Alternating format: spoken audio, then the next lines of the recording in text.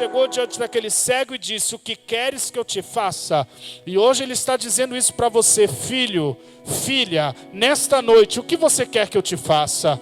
Diga: eu quero ver, Senhor, eu quero ver a tua glória na minha vida, Senhor, eu quero andar, Senhor, Senhor, cura-me, Pai, nesta noite, por intermédio da tua palavra. Usa aquele vaso de barro que está ali em cima no altar, usa para a glória do teu nome e trabalha, apesar dele, Senhor, trabalha, apesar das suas falhas, trabalha, que a tua graça venha, Senhor, ser maior que as imperfeições dele na vida dele, e que tu use aquele instrumento para ministrar, não o que eu gosto de ouvir, não o que vai inflar o meu ego, mas o que vai me tratar, Senhor. Meu Deus, se tiver alguém caído, que se levante, se tiver alguém altivo, que se quebrante. Meu Deus, que a tua palavra venha com virtude nesta noite e que seja ministrada aos nossos corações, para tão somente o teu nome ser glorificado. Os que concordam, digam amém. Eu quero meditar com você na passagem que se situa no Novo Testamento, em Lucas capítulo 17.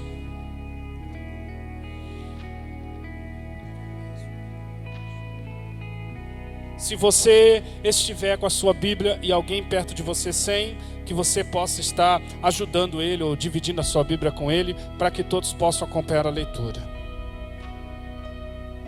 Nós vamos ler esta importante passagem de Lucas capítulo 17.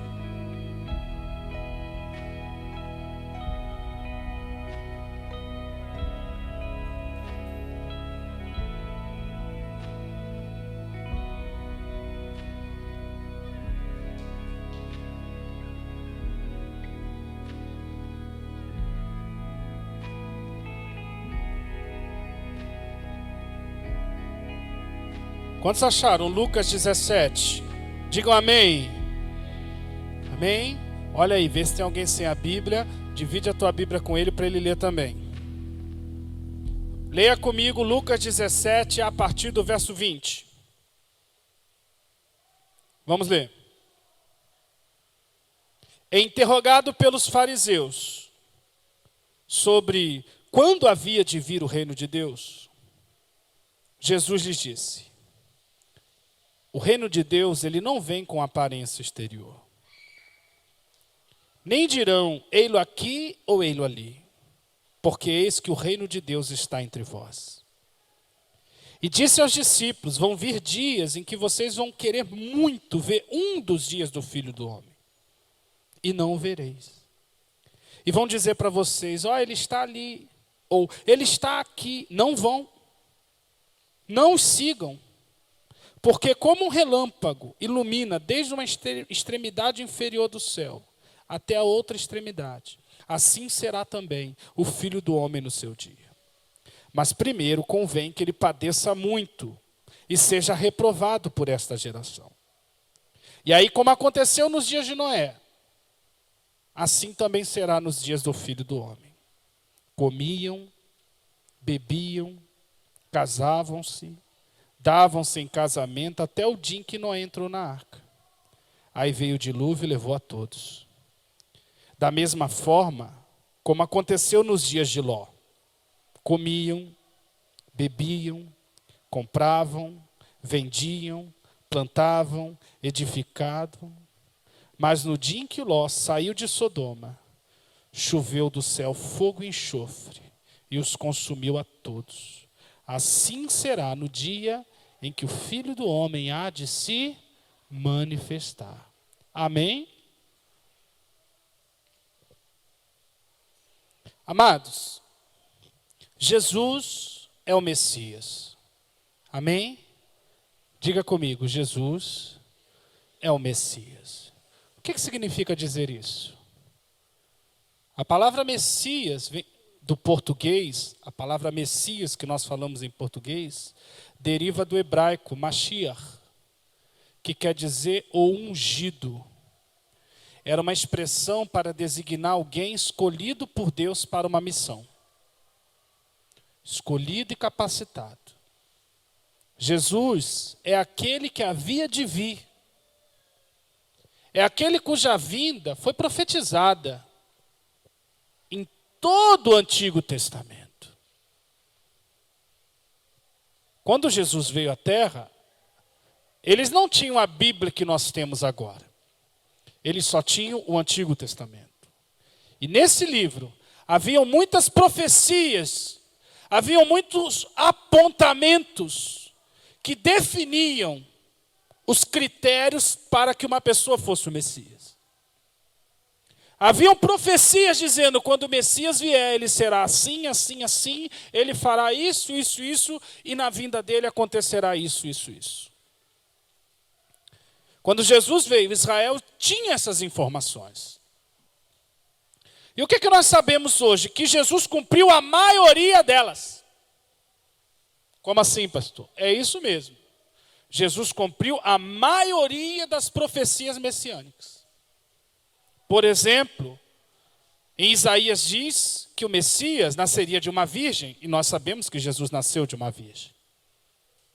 Miqueias diz que ele entraria em Jerusalém montado num jumentinho, ele cumpriu. Há profecias de todo tipo em que se cumprem em Jesus. É muito interessante nós lermos o Evangelho de Mateus, porque Mateus a todo momento diz, para que se cumprisse a Escritura, para que se cumprisse a Escritura, para que se cumprisse a Escritura. Mas pastor, se Jesus é o Messias, por que ele não cumpriu toda a Escritura? Se ele está habilitado como Messias, por que ele não cumpriu toda a Escritura? Porque existem profecias a respeito de Jesus que ainda serão cumpridas. Vocês entendem isso? Entendem, irmãos?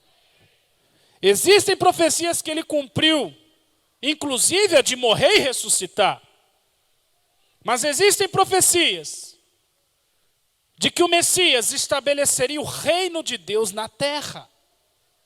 Acabaria com toda a guerra, dizimaria o pecado, traria a paz, um governo de paz, que ele seria o rei, que Jerusalém sairia a lei que encheria o mundo todo, que os justos seriam recompensados, os ímpios punidos.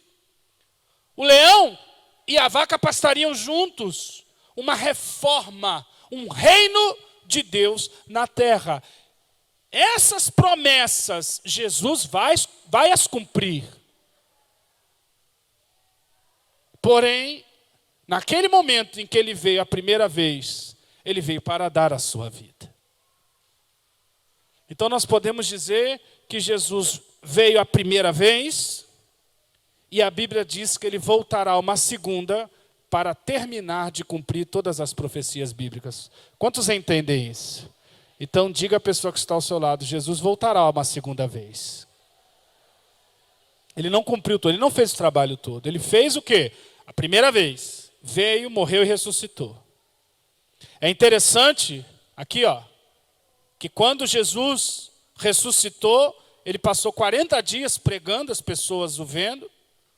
E quando se cumpriu os 40 dias, ele subiu no monte das Oliveiras, que fica de frente a Jerusalém. Eu estive lá.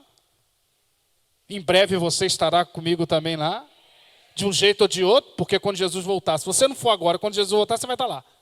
Porque ele vai voltar lá, ele não vai voltar em Nova York. Ele não vai voltar em Paris para ver a Torre Eiffel, ele vai voltar a Jerusalém, que é a cidade dele. Aí nós vamos estar lá, claro. Mas naquela ocasião, há 2000 anos atrás, ele estava ali sentado, ele estava em pé, tinha cerca ali de 500 pessoas que o estavam vendo, normal, como eu estou vendo você, ressurreto, vivo. E ele falou, olha, eu tenho todo o poder, meu pai me deu. Eu quero que agora vocês vão e anunciem as coisas que eu ensinei a vocês. Aí uma pessoa perguntou, mas e o reino? Tudo bem, o senhor tem todo o poder, a gente até vai. Mas é agora que o Senhor vai estabelecer. Cadê as profecias que o Senhor vai restabelecer o reino? Tem coisa ainda para cumprir. Aí Jesus falou, não é da conta de vocês, com muita educação, mas respondeu, não cabe a vocês isso. Saber os tempos e as estações que o Pai determinou pelo seu próprio poder. Falando isso, ele foi subindo, subindo, subindo, o pessoal ficou maravilhado. Subindo e ficou todo mundo olhando para cima, subindo, subindo, ele está subindo mesmo e foi embora. E aí apareceu 2 anjos, lá no Monte das Oliveiras. E disse, varões galileus, por que vocês estão olhando para cima? Esse Jesus que vocês viram subir, ele vai descer uma segunda vez, da mesma forma que subiu. É a parousa do Senhor. É a volta do Senhor. Eu quero dizer para vocês que Jesus está voltando. Ele está voltando. Assim como a primeira vez ele veio. E a primeira vez que ele veio, as pessoas ficavam falando isso também, sabia? Ó, o Messias está chegando. Aí muita gente falava, amém. Outros não falavam nada. Aí ele veio. Acabou que ele veio mesmo. E ele disse, eu vou voltar. E agora nós estamos falando da volta dele. E alguns não acreditam. Não, ele veio a primeira, mas acho que essa segunda não veio não. Ele virá. Como diz as Escrituras. Esse tema da segunda volta de Jesus, ele é farto.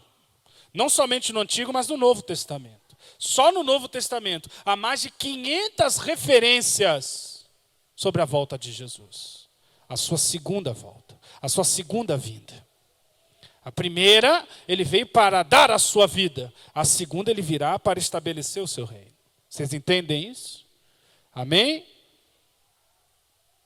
A primeira, ele veio para os seus, mas os seus não receberam. Ele veio para o seu povo, mas o seu povo reprovou, disse, não, esse aí não pode ser o Messias. Cadê o reino? Cadê a riqueza que ele prometeu? Ele veio com aparência simples, concordam comigo? É por isso que ele diz, cuidado, o reino de Deus não vem com aparência. O reino de Deus está no meio de vocês, ele ali, ó. O reino de vocês está agora no meio de vocês e ninguém está vendo. Na primeira vez ele veio para dar a sua vida, mas na segunda ele virá para tomar o que é seu. Para tomar o que é seu. E ele virá, irmãos. Tão certo quanto você está respirando agora, ele virá. Ele virá para cumprir a sua palavra. Tanto que virá que nos deixou um penhor. O Espírito Santo está em nós para garantir que ele voltará.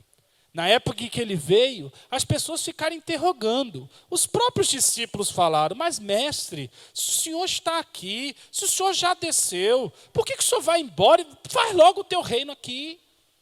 Faz logo. Por que já estamos aqui, Jerusalém está aí? Mas, querido, os planos de Deus não são os nossos. Jesus falou, olha, convém que eu seja rejeitado, que eu vá para o Pai, mas depois eu voltarei para vocês. E quando interrogado sobre como seria esta volta, existem muitas passagens que falam sobre isso, mas uma das que eu acho mais interessante é essa aqui que eu acabei de ler para vocês. Porque essa segunda volta de Jesus será dentro de um contexto muito peculiar. Coisas estarão acontecendo na terra e coisas estarão acontecendo no céu. É como uma grávida, né? É muito oportuno falar sobre isso agora na igreja, que a unção da gravidez pegou todo mundo. Então, quando eu falo de gravidez, todo mundo entende o que eu estou falando. Não vem escrito. O médico não pode, a não ser que seja cesariana, mas ainda assim não é 100% certo. Mas a mulher que está gestante, não sabe o dia exato, a hora, o minuto que o neném vai nascer. Ela tem uma previsão, mais ou menos. Até que ela começa a sentir as contrações. Não vem de uma vez, não é um choque. A mulher está, nasceu. As contrações começam leves e vão se avolumando, aí para por um tempo. Não é assim? Estou certo ou estou errado? Eu já fiquei grávido também, junto com a minha esposa, nós somos uma só carne. Aí respiro, aí daqui a pouco volta. E mediante a intensidade e a frequência é que ela está percebendo que o neném está para chegar. Não é assim? Sim ou não? Jesus falou, assim como a mulher está para ter à luz a um filho, assim também será a minha volta. Há sinais, e eles vão aumentando a frequência, eles vão aumentando a intensidade, e assim, devido à frequência e à intensidade, vocês vão se aperceber quando está chegando a minha volta. E há muitos sinais sobre a segunda volta de Jesus, eu poderia passar a noite toda aqui discorrendo sobre eles. Mas outros dois proféticos, é esse aqui. Jesus falou, na minha volta, vocês vão reviver os dias de Noé e vão reviver os dias de Ló. Eu acho isso interessantíssimo. Porque é como se Jesus estivesse falando, vocês querem saber como vai ser a minha segunda vinda? Quer que eu fale para vocês? Pois se vocês querem saber, porque a segunda vida nos reporta ao futuro. Ele está dizendo, se vocês querem olhar para o futuro, olhem para o passado. Quer saber como vai ser quando eu vou voltar? Sim, Senhor, nos explica. Então olha para trás. Para trás vai lá na Tanakh, vai lá na Torá. Olha lá em Gênesis. Olha 2 exemplos que eu dou para vocês. Noé e Ló. Lê sobre eles. Vai acontecer de novo. Com isso, Jesus nos mostra que aquela passagem, não foi uma historinha, não foi lenda, ocorreu de verdade. Porque Jesus o confirmou. E para mim a opinião deles é suficiente. E segundo, aquilo não somente ocorreu como um fato histórico, mas também como um apontamento profético.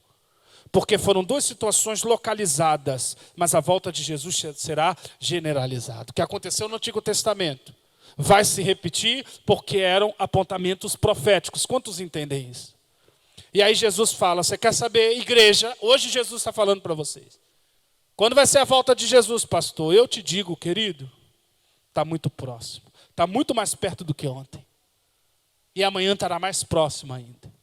Só que ele diz que nós podemos olhar para o lado e verificar, estamos vivendo os dias de Noé? Ih, pastor, para com essa conversa, está chovendo hoje. Logo hoje você quer pregar sobre isso? Bem, eu não controlo a chuva, querido. Estamos vivendo dias de Ló? Pois eu digo para vocês que estamos vivendo os dias de Ló. Jesus falou que na ocasião da sua segunda vinda,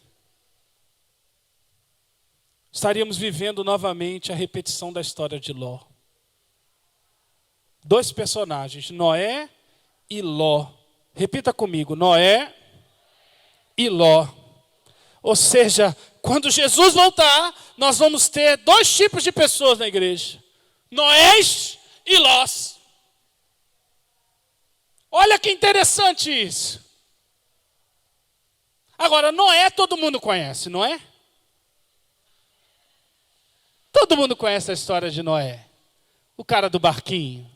É na festinha de aniversário, é musiquinha. Todo mundo conhece Noé. Até filme já fizeram dele. Um filme mazelento, mas uma heresia, meu irmão, não creio em nada daquilo. Tudo aquilo é mentira.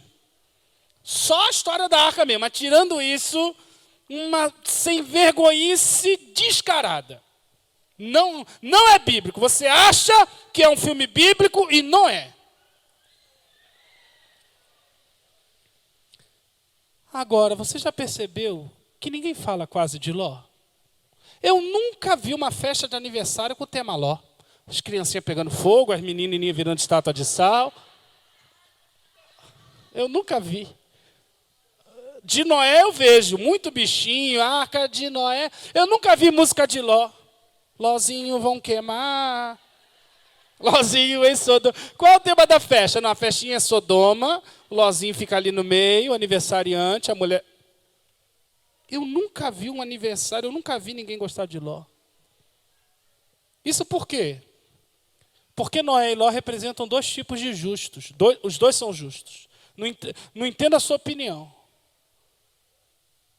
A Bíblia diz que Ló era justo. 2 Pedro fala isso. O justo Ló. Então ele é justo. Apesar dos erros dele. E são 2 pessoas que se salvaram. Isso é que é interessante. O que há de comum? Há de comum em Noé e Ló que os 2 se salvaram. E os 2 são justos. Então, nos dias em que Jesus voltar, ele vai buscar e 2 tipos de pessoas vão se salvar. Crentes Noés e crentes Lós. Só que a semelhança entre os 2 acaba aqui, meu irmão. Porque enquanto Noé nos é referência de homem justo, homem perseverante, bons referenciais, um homem que conseguiu transmitir a sua fé, salvar a sua família, perdeu o mundo todo, é verdade, mas salvou a sua casa. Noé até hoje é um homem honrado. E não só em Israel, porque ele salvou a terra toda. Noé é o segundo Adão praticamente, porque dele vieram todo mundo. Enquanto Noé é esse homem admirado, Ló é o oposto. Ló é o sinônimo do fracasso. Pastor, vai ter justos fracassados? Vai ter.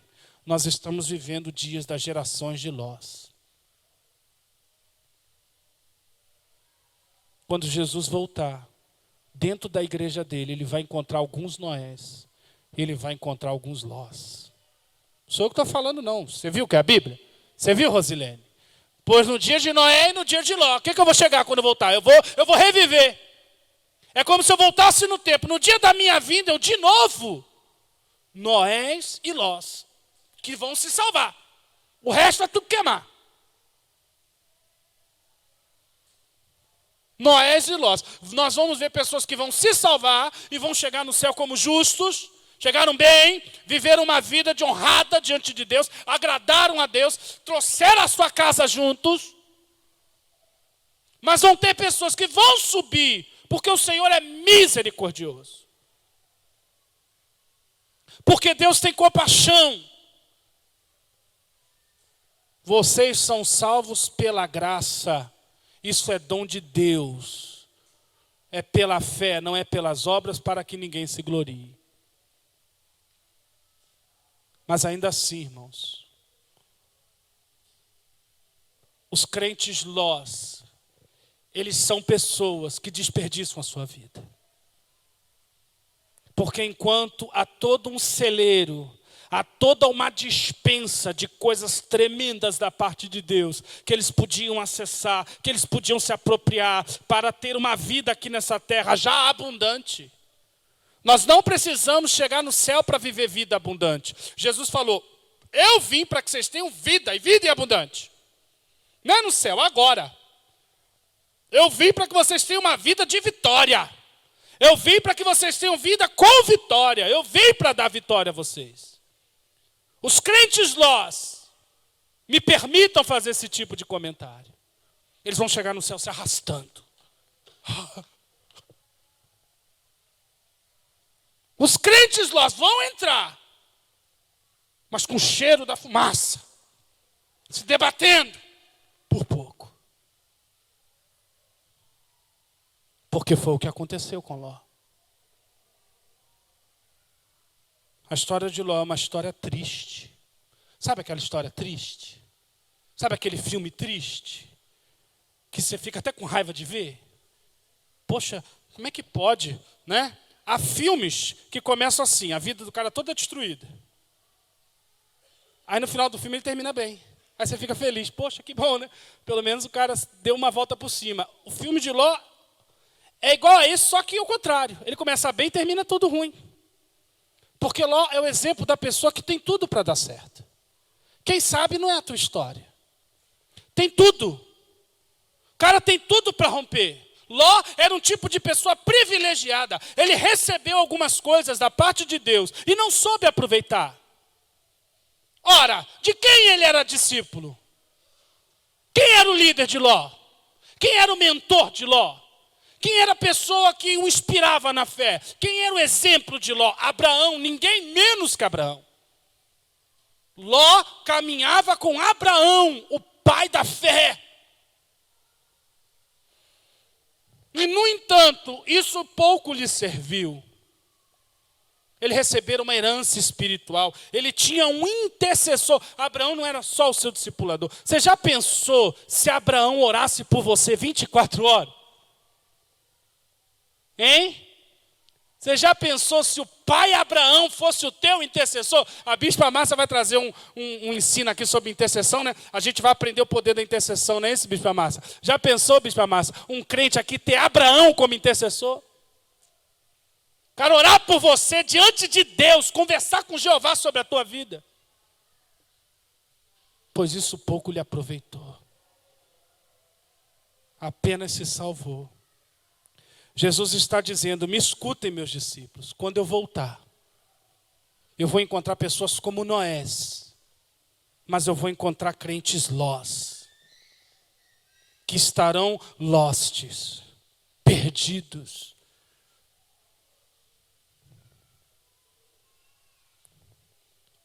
Por que Ló teve um desfecho tão triste, pastor Cristiano? Porque Ló cometeu 3 erros. Quais? Quantos? Quantos? Só quem é crente. Quantos? 3. Que você jamais pode cometer. Vamos ver quais são? Gênesis 19. Ló estava numa cidade chamada Sodoma. E a Bíblia descreve que essa cidade era composta por pessoas que eram grandes pecadores contra o Senhor. Gênesis 19.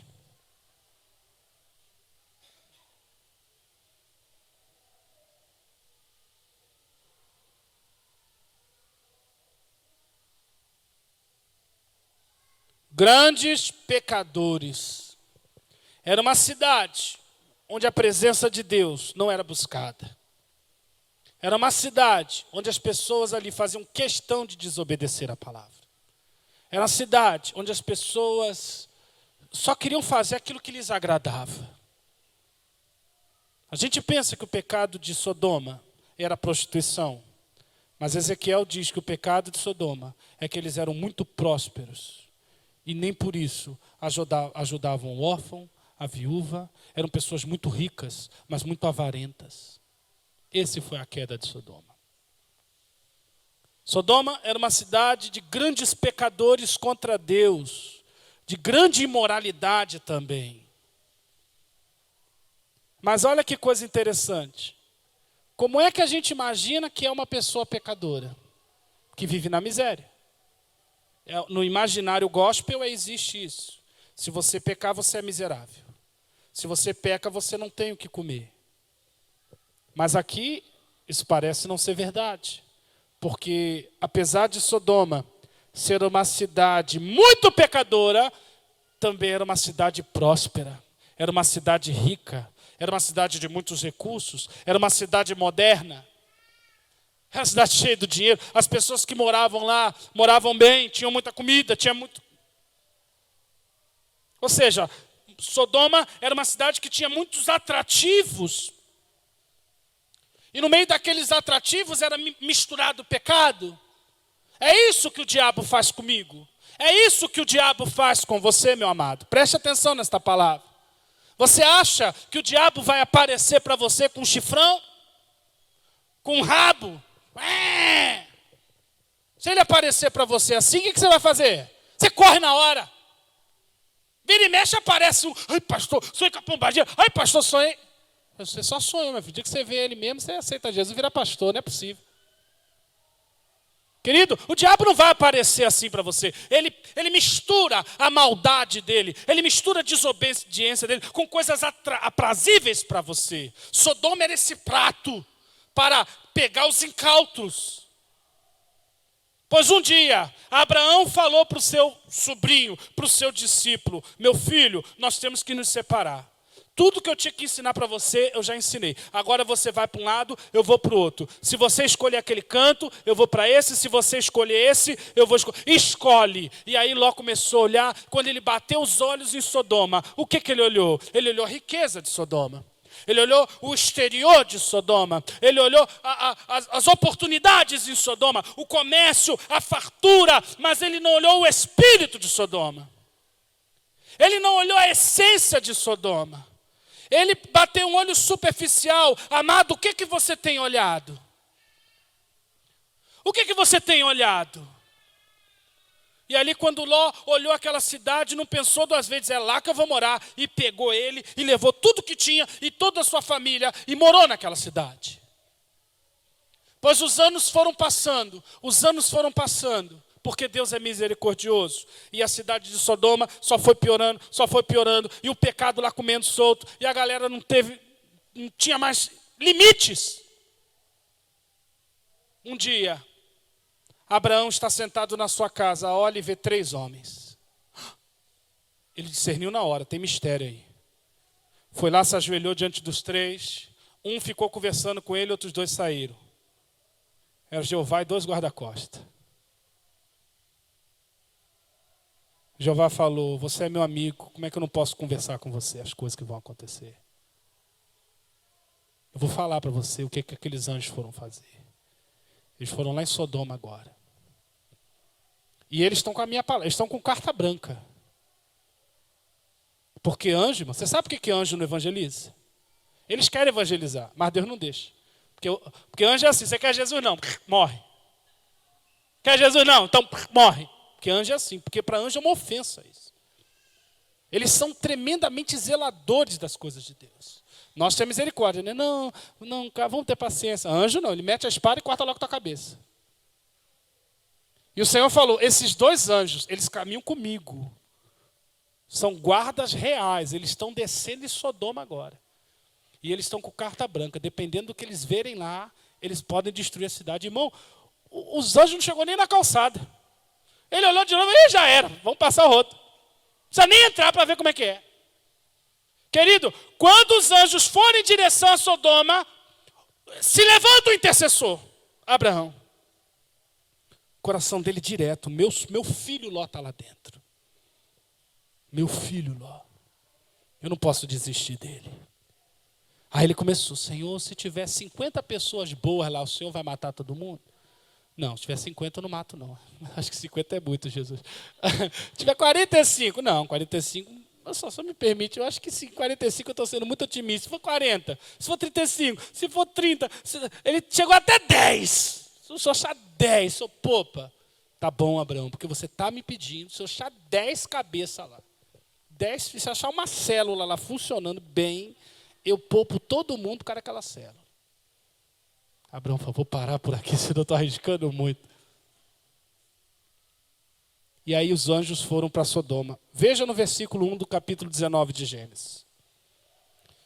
Como aconteceu aqui, vai acontecer no dia em que Jesus voltar. É por isso que a gente está lendo isso. A gente está olhando para o passado porque vai ver o futuro.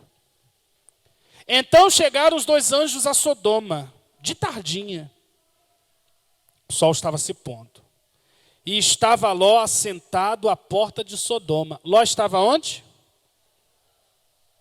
Quando Ló os viu, levantou-se ao seu encontro e inclinou-se com o rosto em terra. Ló, apesar de morar em Sodoma, Ló, apesar de morar em Sodoma, era desligado, mas não era burro. Porque os crentes lá não são burros.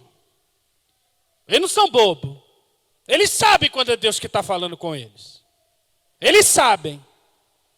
Quando Ló olhou de longe, falou, tem mistério ali. Eu não sei bem o que é, mas o negócio está ficando sério. Aí rapidinho eles estão à posição. Os anjos chegaram. Onde é que Ló estava? Onde Ló estava? Sentado na porta da cidade. Ora, o que significa isso, pastor? Tanto lugar para ele ficar. A porta da cidade, naquela ocasião, a cidade era murada. E tudo que passava e saía ficava na porta da cidade. E eram ali que se assentavam os juízes, as tribunas, as maiores autoridades. O lugar de honra era dedicado às pessoas que sentavam-se às portas da cidade, porque ele tinha entrada para vedar alguém, para permitir entrar. Se acontecesse algum problema, ele era consultado. Ou seja, o que isso nos indica? Que Ló chegara em Sodoma sem nada, chegara como estrangeiro, e pouco tempo depois tinha uma posição de honra naquele lugar, tinha uma posição de estrutura, ele ganhara a vida. Era alguém de conceito, era alguém que crescera em Sodoma. Era alguém rico, era alguém próspero, era alguém que tinha muita posição. E o que me mostra isso? Quando eu começo a meditar sobre isso, eu fico imaginando que Ló não chegou lá para brincar, ele chegou realmente para construir a vida. Mostra que Ló trabalhou, mostra que Ló se dedicou, mostra que Ló investiu naquela cidade. Mas a grande ironia dessa história tudo é que tudo que ele conquistara, daqui a poucos segundos, vai se perder. Toda a posição, toda a honra e toda a riqueza. Por favor, me entendam, irmãos. Sei que vocês estão me olhando meio estranho, mas eu quero que vocês me entendam. Não há nada de errado em ser rico. Não há nada de errado em almejar posições, em melhorar a sua vida. Não há nada de errado em querer um posto melhor. Não há nada de errado em querer uma condição melhor de vida. É interessante que enquanto Noé, ele é desligado do mundo, ele é rejeitado pelo mundo. Os crentes lá não, são bem vistos. tem boas influências. Enquanto Abraão está no deserto vivendo em tendas, Ló está no conforto.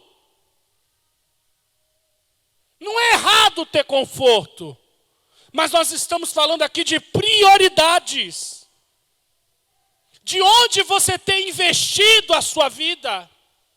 Do que você tem tido como meta? Quando Jesus voltar, ele vai encontrar dentro da sua igreja muitos crentes Lós, totalmente desligado do mundo espiritual, totalmente desligado das coisas espirituais. O foco dele está apenas em crescer nessa terra, em construir nessa terra, em edificar nessa terra, em acumular nessa terra. Enquanto Jesus, o nosso Senhor, nos ensinou: não ajunteis tesouros nessa terra, aqui o ladrão mina e a traça corrói, mas ajuntais tesouro no céu. Nós estamos falando de quando Jesus voltar, ele vai encontrar uma geração materialista. Uma geração cujo foco e o coração vai estar nas riquezas desse mundo, nas grandes portas, nos grandes tronos, mas ele não terá essa mesma preocupação com as coisas espirituais. E nós temos visto isso nesses dias. Pessoas estão ocupadas em trabalhar, em ganhar dinheiro, em conseguir sua posição, e não tem tempo para Deus. Não tem tempo para as coisas do Senhor. Pessoas que estão crescendo na vida a custos do seu próprio relacionamento com Jesus. Ele ganha o diploma, mas perde a salvação. Todo o coração dele, todos os sonhos, todos os projetos estão para si. E a grande ironia é que quando Jesus voltar, isso de nada vai lhe servir. Porque quando começar a cair fogo e enxofre, vai queimar tudo que Ló conquistou. Há promessas sim na Bíblia sobre cuidados, mas a palavra do Senhor diz que Ele supriria as nossas necessidades. O que temos visto são crentes frios, crentes tombando pelo canto. Você já orou hoje, irmão? Você tem lido a palavra, querido? Você tem buscado a Deus? Não, não tenho. Eu não tenho. Porque o meu foco não está nas coisas espirituais. Ló é o salvo. Porque a salvação a gente recebe, a gente não busca. A salvação é de graça. Mas como estamos vivendo esta vida? Sentado nos tronos. E como é bom sentarmos nos tronos. Como é bom o povo de Sodoma olhar para nós. É um pecador, não vale nada. Mas nós estamos em cima deles. Estamos reinando em Sodoma. Jesus falou: na minha volta eu vou encontrar uma igreja materialista. Uma igreja cujos assuntos de louvor, cujos assuntos de adoração é: cadê a minha bênção, cadê minha promessa, cadê minha vitória, cadê o meu, e pouca consagração. Uma igreja que não ora, uma igreja que não se consagra, uma igreja que não vigia, uma igreja que almeja os tronos de Sodoma. Uma igreja que quer ficar bem na fita, uma igreja que tem vergonha de evangelizar o ímpio, porque tem vergonha de falar que é de Jesus. O que vão pensar de mim? Uma igreja de jovens que não são cheios do Espírito Santo, são cheios da última música da moda. Levada. Parece que Ló se adaptara muito bem a Sodoma. E é interessante porque era uma cidade de grande, nem os anjos do Senhor se davam bem com aquela cidade. O que Ló estava fazendo bem? E detalhes, subindo na vida. As coisas do mundo não te incomodam. Ló ficou tanto tempo vendo aquilo, Ló ficou tanto tempo convivendo com aquelas pessoas, que daqui a pouco parecia um deles. Consumindo aquele material, o que era produzido em Sodoma. Quantos cristãos que a gente olha, tem que olhar umas 2, 3 vezes para saber se é crente mesmo. Porque não dá para fazer diferença nenhuma. Não se exala um cheiro diferente. Abraão estava lá no deserto, ninguém gostava de Abraão. Não vejo Abraão sendo convidado. Abraão não tinha trono de honra. Mas a honra de Abraão vinha do Senhor Jeová, que disse: eu sou o teu escudo. Eu sou o teu galardão. Ló queria o galardão desse mundo. Cuidado, você que está procurando o galardão desse mundo. Porque o mundo, com toda essa sua concupiscência, vai passar. E no final você vai ver que tudo que você juntou, tudo que você não pôde buscar para Deus, tudo que você não pôde buscar para Deus, tudo aquilo que você impeliu a tua vida, todos os teus projetos, no final não serviram para nada. Porque você não vai levar nada dessa terra.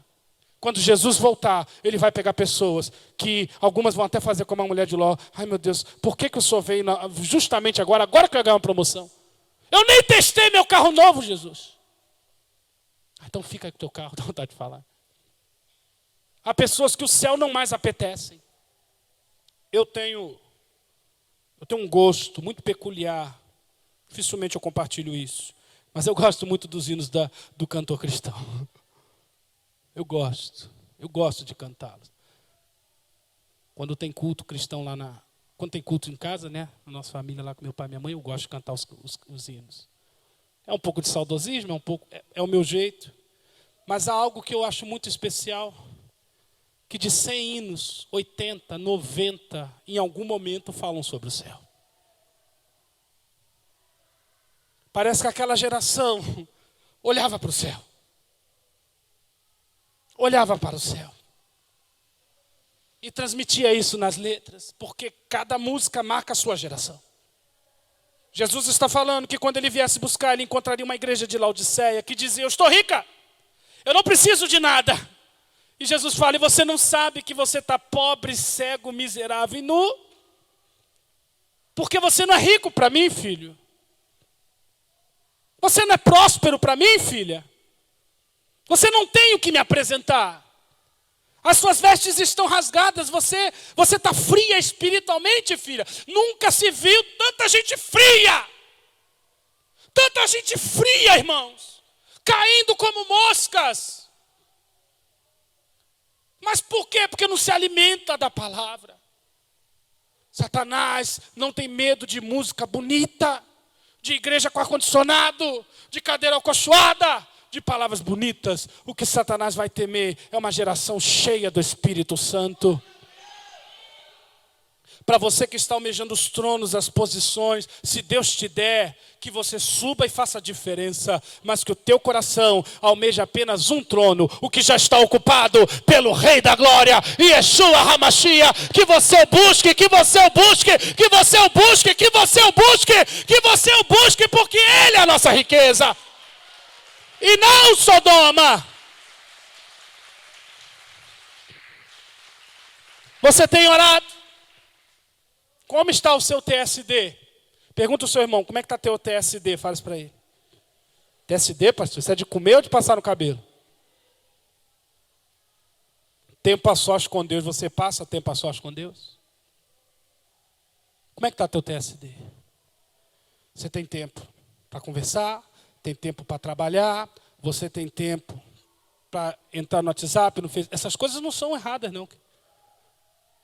Mas Jesus falou, quando você quiser falar com teu pai, entra no teu quarto e fecha a porta atrás de si e conversa com teu pai. Você tem orado? Eu tenho me preocupado com essa geração que está ocupada demais para falar com Deus. Eu acho que essa geração está ocupada demais.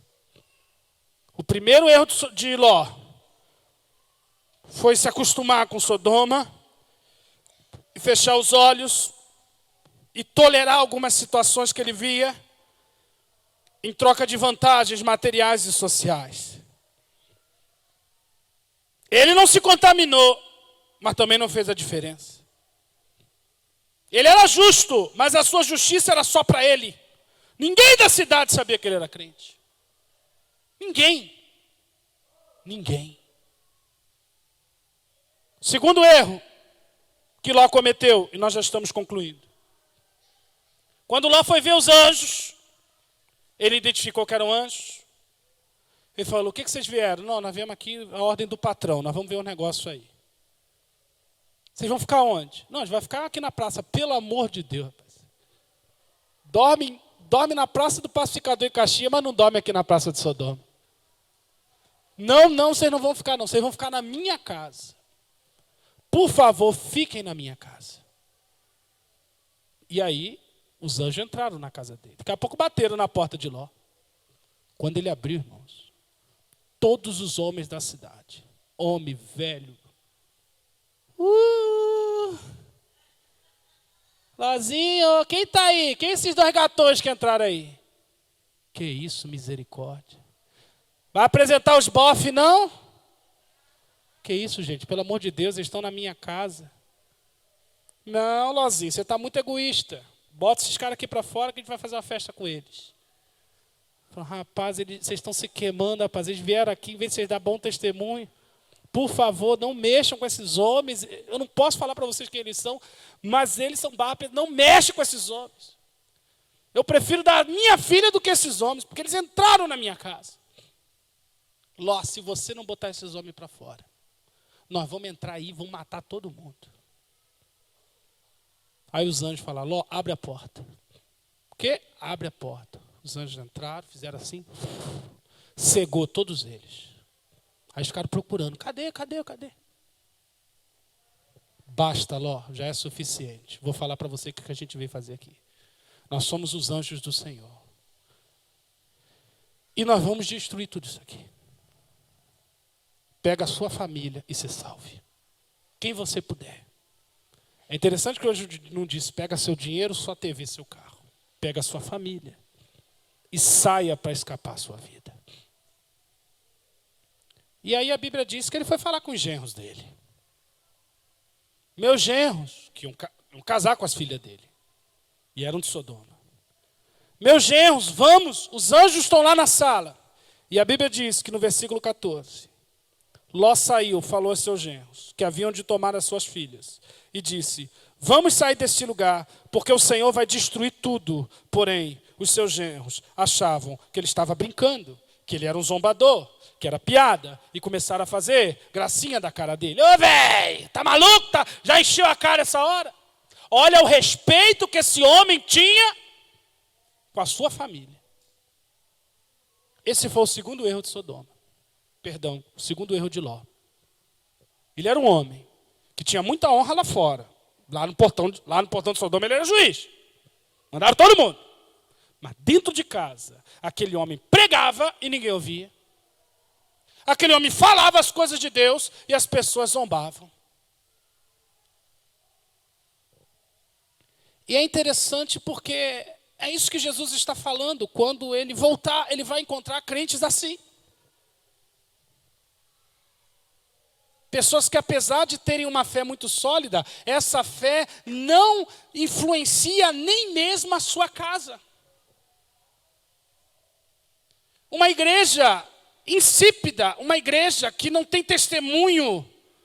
Como é que você chega para o teu genro, o cara vai casar com a tua filha e tira a onda da tua cara dentro da tua casa? Porque ele estava falando das coisas de Deus. Um homem que não tinha respaldo, queridos.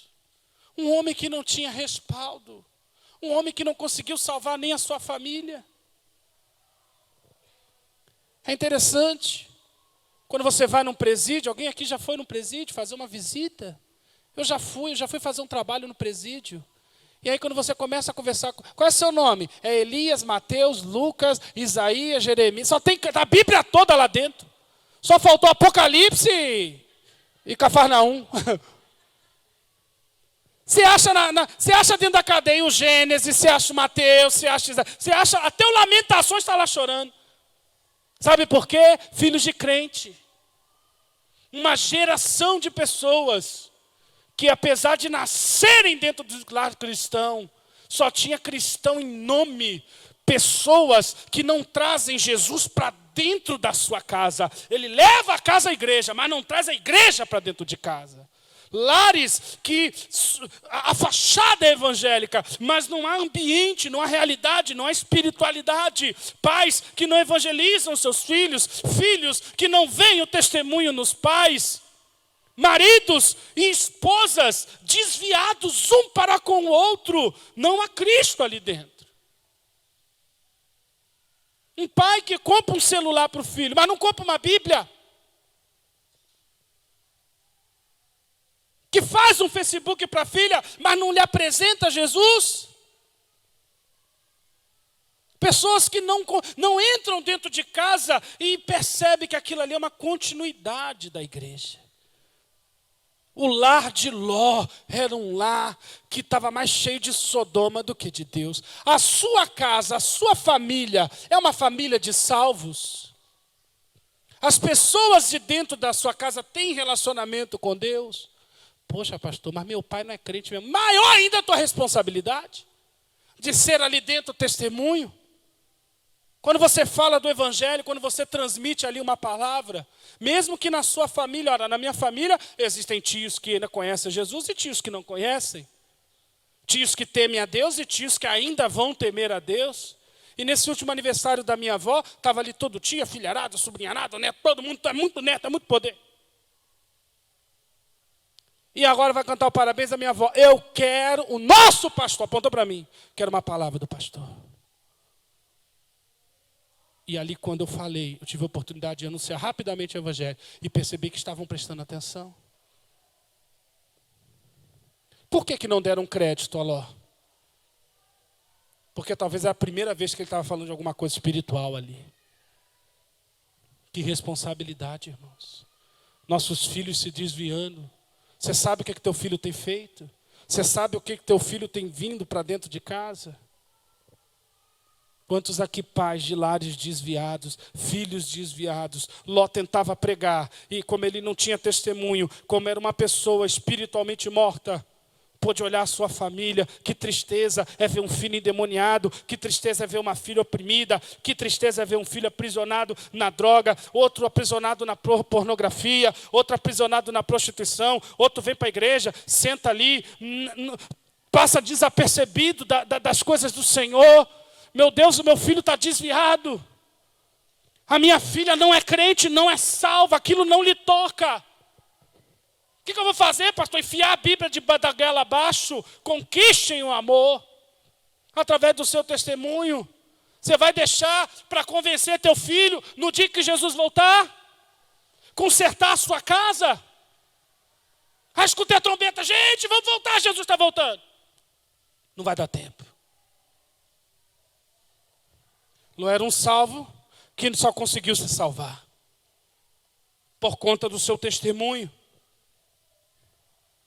Eu, de certa forma, eu sou uma pessoa muito tímida. Mas à medida que eu vou pegando intimidade com as pessoas, eu sou muito brincalhão. E eu tive que começar a me policiar. Porque chegou uma época que eu brincava tanto que quando eu estava falando a verdade, as pessoas não sabiam. Se estava falando a verdade, você estava brincando. E era o que estava acontecendo com Ló. Botei até Jó na história, para homem justo se meter, se Ló me complica tanto. É o que acontecia com Ló. Era uma pessoa que falava mentira, verdade, mentira, verdade, mentira. Um dia, quando ele quis falar a verdade, ele não conseguiu. Ele brincava de ser crente e ser ímpio. Quando ele quis ser crente, ninguém deu posição. Me perdoe falar dessa forma dura, mas dentro da casa hoje, você tem trazido Jesus, a presença de Deus para dentro da sua casa. É isso que tem ocorrido. Olha para a sua casa agora, amado. Olha para dentro do seu lar, olha para os seus filhos, olha para o seu marido. Se ainda há alguém lá que não tem uma experiência com Deus, como você tem se comprometido? Porque a família é o primeiro campo missionário que Deus nos envia. É o primeiro campo missionário, é a nossa família. Eu não pude ganhar os meus pais para Jesus, porque eles são os meus pais, eu tinha que ter sabedoria. Mas a minha irmã não abriu mão, não. Falei, não, ela vai para o céu, nem que seja amarrada no cabelo. Ela tinha um cabelão, ficava atrás dela. Não, tu vai para a igreja, não tem essa conversa contigo, não. Eu não admito você ir para o inferno. E corri. E graças a Deus, porque é minha responsabilidade, minha família é minha responsabilidade. Eu tenho 2 filhos pequenos e eu tenho certeza que quando chegarem à adolescência, eu vou ter dor de cabeça como qualquer pai. Eu preciso fazer a diferença agora. Você tem feito a diferença? Não acreditaram em Ló quando ele quis falar a verdade. Por último, os genros ficaram rindo dele. Quando Ló falou, vai destruir a cidade, a mulher dele falou, ai, minha casa. Olha só. Ai, meu jardim, meus casacos, como é que eu vou... A mulher ficou doida. Ela ficou doida. Não acredito que o Senhor vai queimar aquela loja que abriram essa semana. Não, tem que levar o vestido, tem que levar meu sapato, Ló. Ora para esse Deus salvar meu sapato. As filhas dele ficam assim, eu vou com meu marido ou vou com meu pai? Eu acho que meu pai bateu a cabeça, meu pai está doido. Como assim a cidade vai toda destruir? E aí, como a família dele não aceitou a palavra dele, e a destruição era muito iminente, os anjos falaram no versículo 15, os anjos apertando ele, amanheceu, os velhos cegos lá fora, o fogo e enxofre já quentinho para cair lá de cima, o céu todo esperando Ló. Olha a cena, irmãos. Os anjos aqui embaixo, os sodomitas prontos para ser queimados, o fogo e enxofre já preparado, assado, os anjos tudo pronto para virar. Meu Deus, esse Ló não toma posição. Parece até aquela esposa que você quer se arrumar, né? E acontece de tudo, a mulher não fica pronta. Meu Deus, essa mulher vai ficar pronta nunca. O céu todo olhando para Ló. E os anjos apertando Ló, apertando, fazendo igual eu estou fazendo contigo agora. Filho, toma posição. Filho, abre os teus olhos. Olha o que está acontecendo com a tua vida, rapaz. E apertando. Aí o anjo falou, levanta. Ló, levanta. Deus está falando contigo hoje, filho. Levanta. Você que está prostrado, assim, parado. Que rumo que eu vou tomar da minha vida? Levanta. Levanta a tua vida espiritual. Levanta teu compromisso com Deus. Toma uma posição com Jesus e se levanta espiritualmente. Tu está cansado, tu está oprimido, vai buscar libertação, vai buscar a presença de Deus, para Jesus te libertar dessas prostituição, para Jesus te libertar dessas pornografias, desses vícios que tem te prendido, do que está te amarrando, dessas mulheres da rua. Pede Jesus, me liberta. Se levanta. Depois que você levantar, toma a tua mulher e levanta ela também. Porque um caído não levanta outro. Daí depois você toma as tuas filhas. O genro não quer ir? Deixa o genro queimar. Deixa o genro queimar. Ah, não quer não? Então deixa o genro que não falta no mundo. Deixa o genro queimar. Ó, foi o anjo que falou, tá, irmão? Deixa o genro queimar. Se ele quiser se levar, mas já que não quer, deixa queimar. Ah, eu vou deixar, irmão. Se não quiser, vai ficar. Ou tu toma posição, tu não toma. O cara vem na minha casa ficar rindo de mim ainda. Toma tua mulher, tuas filhas, para que você não morra na injustiça dessa cidade. Você está numa situação de risco e você não está prestando atenção. Sabe o que aconteceu no verso 16? Ele, porém, demorava-se. Diga para o teu irmão, não demore. Mas fala com ele assim, com voz de anjo. Não demore. Quando Jesus voltar. Aqui, ó. Quando Jesus voltar. Ele vai encontrar crentes noés. Ele vai encontrar gente comprometida, gente capaz de fazer uma arca, gente capaz de salvar sua casa. Ele vai construir uma arca e pagar um preço para salvar sua família. E vai ficar na história. Mas ele também vai encontrar esse tipo de crente aqui. Diga misericórdia. Que tipo de crente é esse? É o crente que almeja o lugar na porta. Ele quer crescer, ele tem metas, mas só para os planos físicos. Ele não se preocupa com o mundo espiritual. A casa dele, as pessoas ali são desgovernadas. Ele não traz Deus para a casa dele, ele não tem esse costume. A família dele não é apacentada, ele não tem autoridade ali dentro, ele não tem palavra, não é nada. Ele não é queijo para os outros, para a família dele não é. Mas ele também vai encontrar uma geração assim, ó, demorada. Uma geração que não importa o que Deus fala, não importa a maneira como Deus fala, ele sabe que tem que tomar uma posição, mas ele adia. Conhece alguém assim? Hein? Não vai para o lado não, hein? Adia. Ló! Bora, filho! Tu ainda está aí, homem? Se levanta, cara! Já vou. Aí o anjo foi na cozinha, vou beber uma água, senão eu vou queimar ele tudo agora, eu não aguento não. Pelo amor de Deus, me dá paciência, Senhor. Ai, meu Deus, deixa eu... Ah lá, Jesus, o homem está ainda prostrado, Senhor. Deus fala, ele sabe o que tem que fazer. Aí vem os argumentos. Conhece os argumentos? Mas, Senhor, meu genro, ri de mim.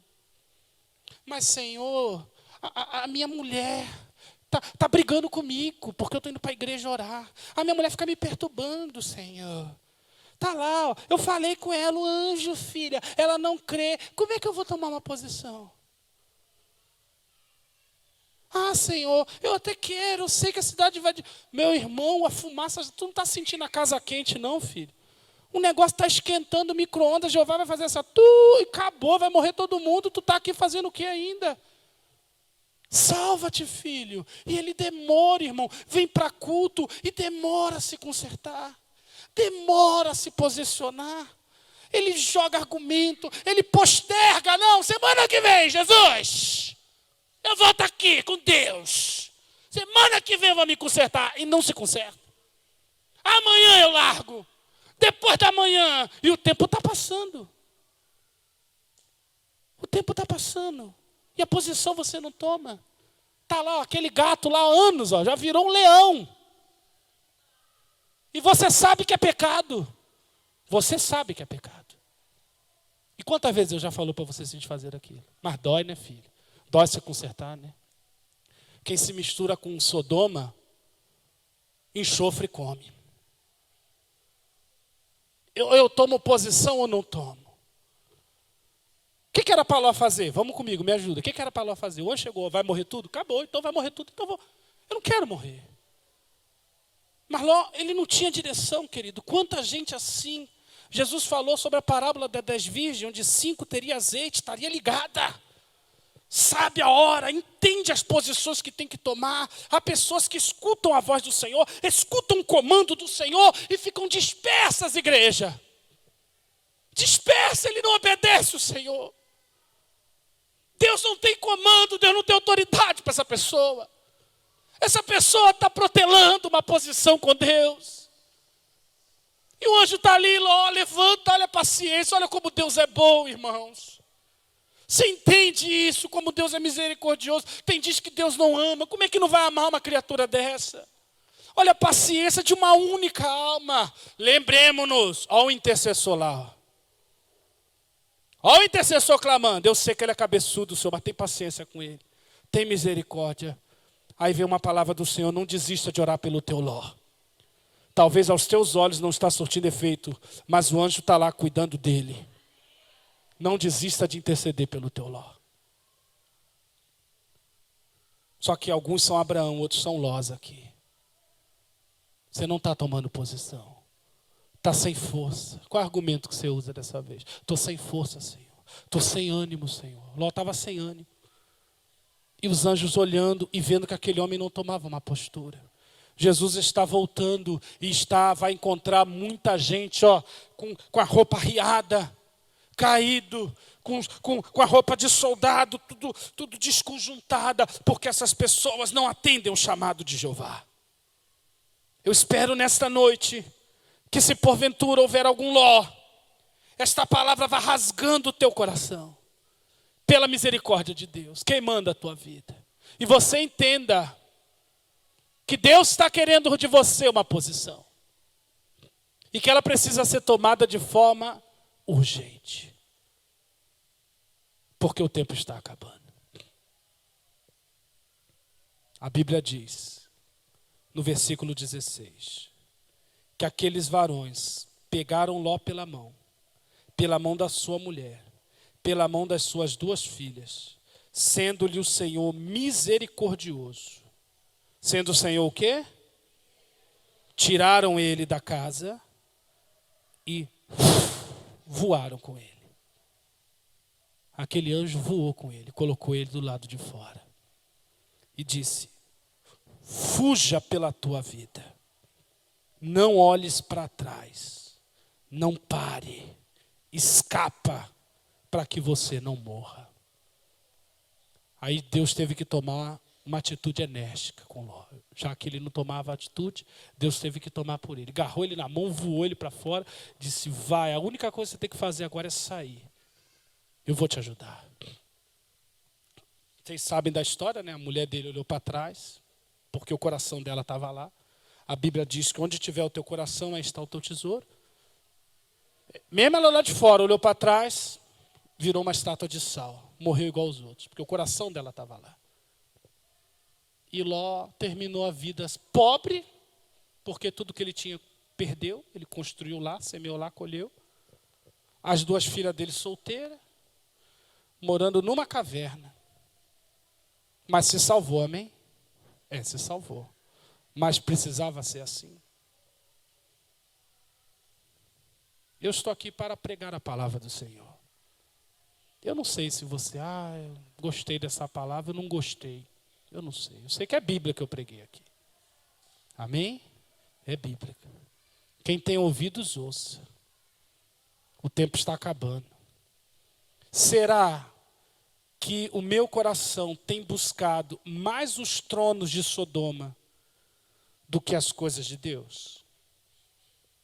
Será que eu tenho me preocupado em dar um bom testemunho e ser uma influência e trazer a salvação para dentro da minha casa? Será que eu tenho tomado as posições que Deus requer? Ou eu tenho usado argumentos para protelar? Deus tem sido misericordioso e nessa noite pôs o seu anjo aqui. Eu queria que você curvasse a sua cabeça, porque eu quero orar por você agora, mesmo sentado.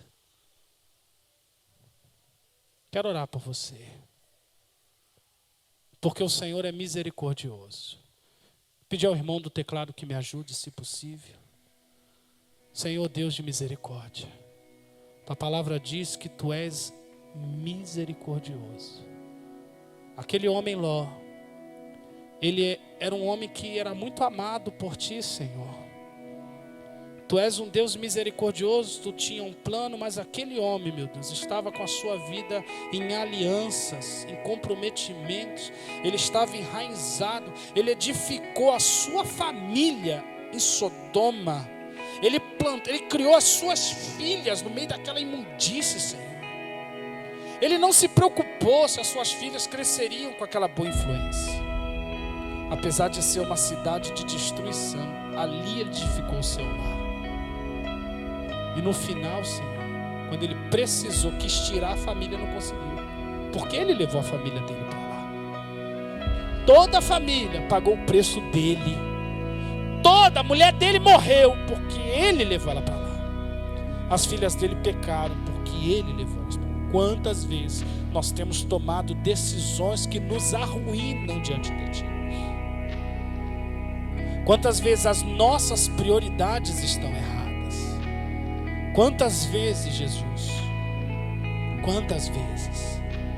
E aí quando nós somos confrontados pela tua palavra, porque é isso que tu está fazendo comigo nessa noite, é isso que tu está fazendo com cada uma dessas pessoas que estão ouvindo a tua palavra, tu está nos confrontando.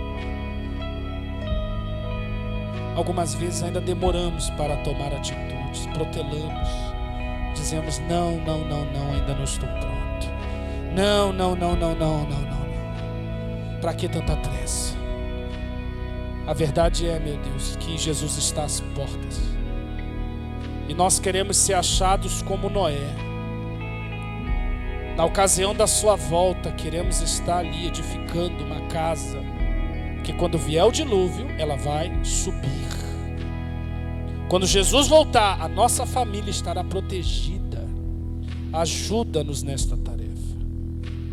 Meu Senhor, se há alguém aqui que ouviu esta palavra, meu Deus, e se encontra como Ló, preso em alianças que não te agradam, com áreas da sua vida, meu Deus, que não te agradam, e essa pessoa hoje precisa tomar uma posição, dá coragem a ela. Senhor, tua palavra diz que como Ló não tomava uma posição, o Senhor foi lá e tomou ele pela mão. Vai agora no lugar dele, vai lá onde ele está sentado, vai aonde ela está sentada, puxa ela desse relacionamento com esse homem casado, Jesus. Tira ela desse relacionamento, meu Deus, que não está fazendo bem para ela. Não é isso que o Senhor tem para a vida dela. O Senhor vai dar sim um marido para ela, não um amante. Tira ela dali. Olha esse homem, Senhor, que está agora me ouvindo, preso no vício, cativo, não tem forças para sair, para se soltar. Tanto tempo em Sodoma e agora está preso. Olha outro ali que quer voltar à tua presença. Ele quer voltar à tua, mas não consegue, não tem forças. Ele não tem força, Jesus, porque ele está muito preso. Ora, labaxou, menecalabachai. Envia um anjo para tirar ele agora. Segura na mão dele e diz: eu vou tirar você do meio dessa cidade. Eu vou tirar você do meio desta imundícia. Eu vou tirar você do meio daquilo que te prende. Pai, se tem algum Abraão agora aqui, levanta ele como intercessor, intercessora por essas pessoas. Porque é muito difícil estar preso. Meu Deus, nós não queremos julgar Ló, porque é muito difícil estar preso. É muito difícil, Jesus, passar tantos anos numa cadeia, e quando nós precisamos tomar uma posição, nós não conseguimos. Mas o Senhor nos toma pela mão. Agora, vai libertando, vai tirando, vai soltando ele disso. Vai soltando. Anjos do Senhor estão entrando agora nesse templo. Estão pegando a mão das pessoas. Estão pegando a mão de famílias. Está pegando a tua mão, a mão do teu esposo. Está dizendo: é hora de sair daí do meio dessa destruição. É hora de sair do meio desse pecado. É hora de sair do meio dessa imundície. Não é isso que Deus tem para você, filho. Não é isso que Deus tem para você, filha. Eu não vou esperar você tomar a decisão. Eu que vou te arrancar disso agora. Abre a porta da tua casa. Deixa o anjo entrar e ele vai te arrancar. Deixa ele fazer contigo como ele fez com Ló. Há um Abraão intercedendo por você. Há um Abraão clamando pela tua vida, dizendo: tem misericórdia deles, tem misericórdia dela. Larga este pecado. Deixa eu te sarar, deixa eu te salvar, diz o Senhor.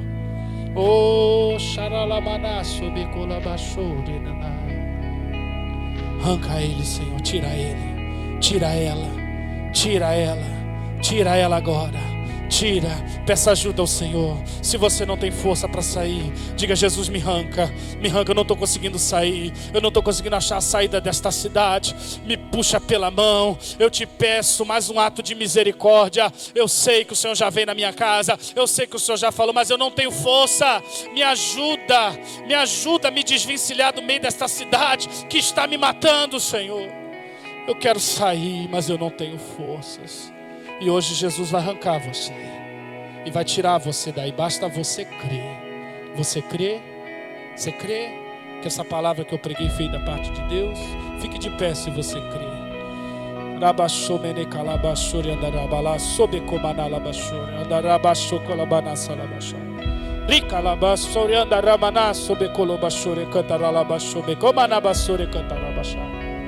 Deixa eu perguntar uma coisa a esta igreja.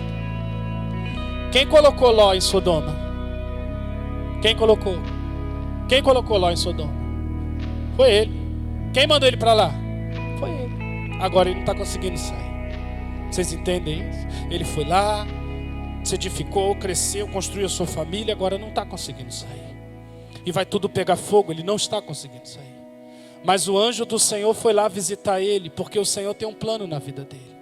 Qual foi a primeira coisa que Ló teve que fazer? Abrir a porta da sua casa. Quando ele abre a porta da casa dele, o anjo entra. É a primeira coisa que você tem que fazer. Você quer ser livre? Você quer mudar de vida? Você crê que Deus pode mudar? Não importa onde você está. Você está lá no meio do seu... Não importa, você quer mudar. Então põe a mão assim sobre o seu coração. Diga para o Senhor que você não tem força. Você não tem força para sair. Mas você hoje abre a porta para o Senhor entrar. Repita comigo: Senhor Jesus, hoje eu ouvi a tua palavra. E como Ló abriu a casa para o anjo, eu abro a porta do meu coração para o Senhor. Entra. Eu não tenho força para sair. Eu não tenho força. Fala isso porque Jesus está entendendo o que você está falando. É assim que Ele mandou te orientar a orar. Eu não tenho força, como Ló, eu não tenho forças para sair. Mas eu tenho força para abrir a porta do meu coração. Eu hoje abro a porta. Entra em o nome de Jesus.